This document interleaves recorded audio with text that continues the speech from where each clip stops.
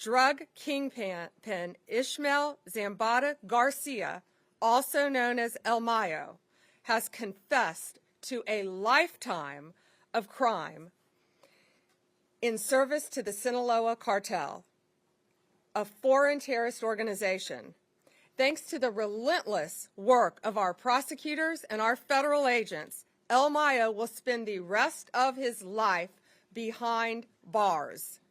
He will die in a U.S. federal prison where he belongs. His guilty plea brings us one step closer to achieving our goal of elimination of the drug cartels and the transnational criminal organizations throughout this world that are flooding our country with drugs, human traffickers, and homicides. Under President Trump's leadership, the Department of Justice is on the front lines of this fight. We're standing shoulder to shoulder with all of our law enforcement partners to dismantle these narco-terrorists, and that's exactly what they are. They are narco-terrorists. El Mayo was one of the most prolific and powerful drug traffickers in this world. His partner was El Chapo. They were co-founders of the Sinaloa Cartel. They brutally murdered multiple people and flooded our country with drugs. Their reign of terror is over. He will never walk free again. Over the last 3 decades, El Mayo and his accomplices made billions of dollars, hundreds of millions each year they were making by bringing poisonous drugs into our country. No longer. The Sinaloa Cartel initially built their businesses with cocaine, but then under El Mayo's leadership, they turned to heroin, they turned to fentanyl. They purchased fentanyl precursor chemicals from China. They made the drug in Mexico and flooded it into our communities, killing our kids.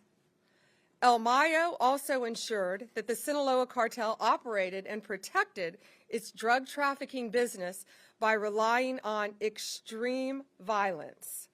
They used military-grade weapons and directed hitmen to kill their adversaries.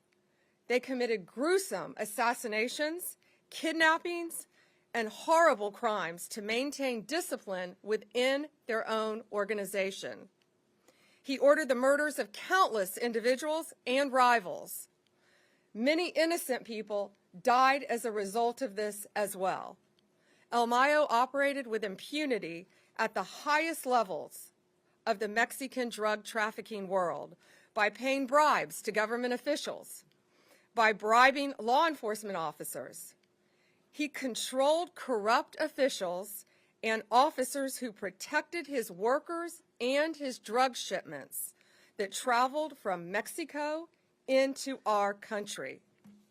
El Mayo's crimes have been so prolific that in the past 2 decades, he's been indicted in no fewer than 16 federal courts across our country. 16.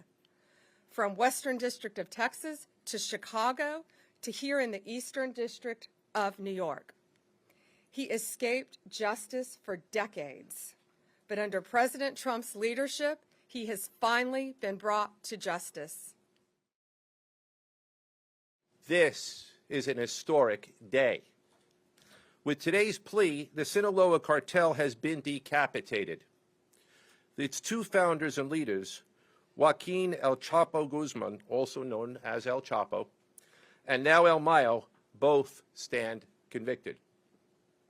These defendants built a criminal empire in Sinaloa, Mexico. Their cartel grew like it was a cancer throughout the hemisphere. They flooded the United States with deadly drugs, including cocaine, heroin, methamphetamine, and then fentanyl. El Mayo was first indicted in the Eastern District of New York in 2009, and we continued to add charges, including, as the Attorney General mentioned, fentanyl trafficking, right up until this very year. As a result of his conviction, El Mayo faces a sentence of life in prison without the possibility of parole. We are calling these drug kingpins what they are: international narco-terrorists that invade our country, threaten the sovereignty of our borders, and destroy our communities. They are terrorists, and we will prosecute them like they are terrorists. Thank you to our great U.S. Attorney here. We all